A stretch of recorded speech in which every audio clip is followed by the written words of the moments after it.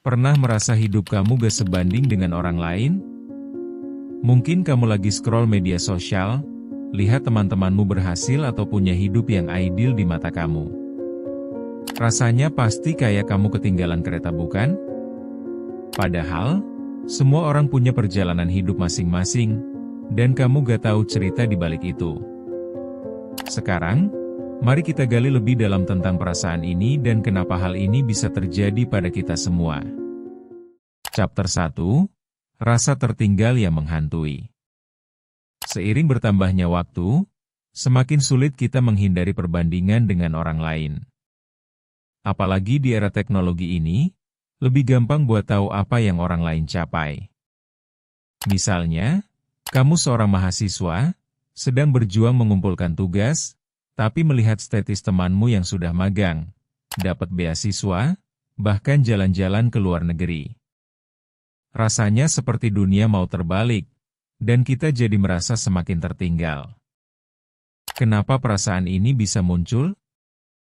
Karena kita seringkali hanya melihat hasil, bukan usaha dan perjalanan di balik pencapaian itu. Kita gak tahu berapa banyak usaha dan pengorbanan yang mereka buat untuk sampai di titik itu. Apakah kamu sudah pernah membandingkan dirimu dengan seseorang yang mungkin hanya memamerkan sisi glamornya saja? Jadi, mengapa kita membandingkan diri kita dengan orang lain tanpa tahu cerita lengkapnya? Kita harus ingat, setiap orang punya prosesnya sendiri. Itulah yang bikin kita harus lebih sadar dan berhenti terjebak dalam perbandingan yang gak sehat ini. Kita jauh lebih baik jika fokus pada diri sendiri daripada mengukur kebahagiaan dengan penglihatan sepintas orang lain di dunia maya. Chapter 2, Akar permasalahan perbandingan sosial. Sebelumnya kita sudah bahas tentang rasa tertinggal.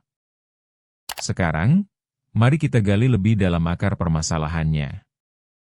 Kenapa kita sering membandingkan diri dengan orang lain? Salah satu alasan utama adalah media sosial. Konten yang terlihat sempurna menciptakan ekspektasi yang gak realistis. Psikolog dalam riset mereka mengatakan bahwa mayoritas kita lebih cenderung melihat sisi glamor dari hidup orang lain. Sisi yang seolah-olah tanpa masalah. Tetapi, yang kita tidak lihat adalah perjuangan mereka sebelum mencapai titik itu. Perbandingan ini bisa mengarah pada rasa ketidakpuasan dan keinginan untuk cepat turut serta dalam kesuksesan mereka.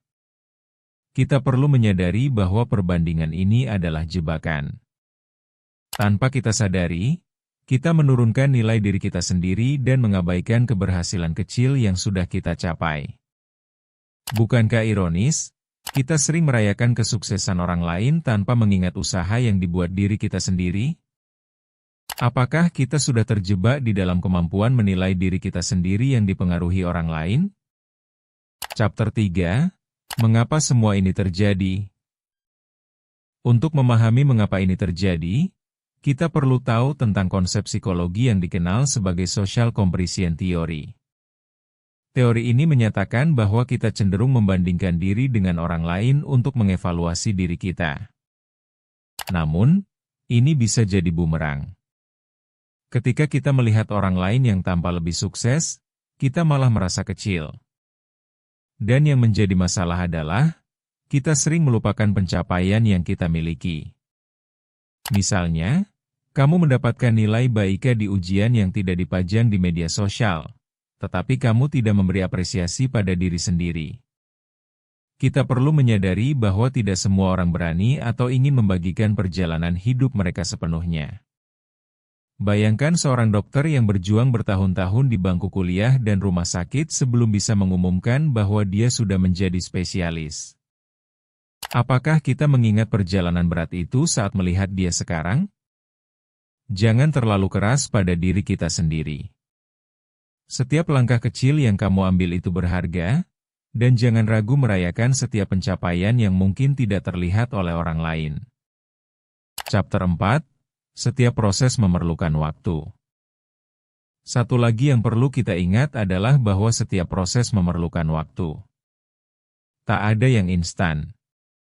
Banyak orang berpikir bahwa kesuksesan bisa diraih dalam semalam, tapi kenyataannya sangat berbeda. Kita bisa lihat tokoh-tokoh sukses yang rela berusaha bertahun-tahun sebelum akhirnya mendapatkan pengakuan. Kita perlu memberi diri kita waktu untuk bertumbuh. Ambil contoh, seorang penulis yang butuh waktu bertahun-tahun untuk menulis novel pertamanya. Dia tidak langsung terkenal, tetapi dia terus menulis dan belajar. Apakah kamu pernah mendengar cerita tentang penulis yang gagal ratusan kali sebelum satu bukunya diterima? Mengapa kita tidak melakukan hal yang sama? Alih-alih terbawa perasaan tertinggal, mari kita fokus pada perjalanan kita. Jadikan setiap langkah sebagai bagian dari proses belajar. Tanyakan pada diri, apa pelajaran yang bisa dipetik dari setiap pengalaman? Ingat, proses itu sendiri adalah bagian penting dari apa yang membentuk diri kita. Chapter 5, Langkah pertama menuju keberanian bertumbuh. Di akhir perjalanan kita hari ini, mari kita bicarakan tentang langkah pertama yang bisa kamu ambil. Pertama, cobalah untuk lebih fokus pada diri sendiri. Catat pencapaian-pencapaian kecil yang kamu dapatkan setiap minggu. Kedua, batasi penggunaan media sosial. Ambil waktu untuk refleksi diri tanpa terganggu oleh gambar-gambar glamor. Ketiga, ingat bahwa hidupmu adalah milikmu sendiri. Jangan membiarkan orang lain menentukan apa yang seharusnya kamu capai. Setelah itu, tanyakan pada diri sendiri, kapan terakhir kali kamu merasa bangga pada pencapaianmu? Kesimpulannya adalah, kamu berhak untuk merasa bangga dengan diri sendiri. Proses mungkin lebih lambat, tetapi setiap langkah kecil itu penting. Jadi, ingat untuk memberi penghargaan pada diri sendiri dan nikmati perjalanan ini. Kesadaran akan perjalanan hidupmu bukan hanya tentang mencapai puncak, tetapi juga menikmati setiap jalur yang kamu ambil. Jika kamu merasa terbantu dengan pembahasan ini, jangan lupa untuk subscribe channel Ruang Tumbuh. Bertumbuh itu proses, bukan lomba.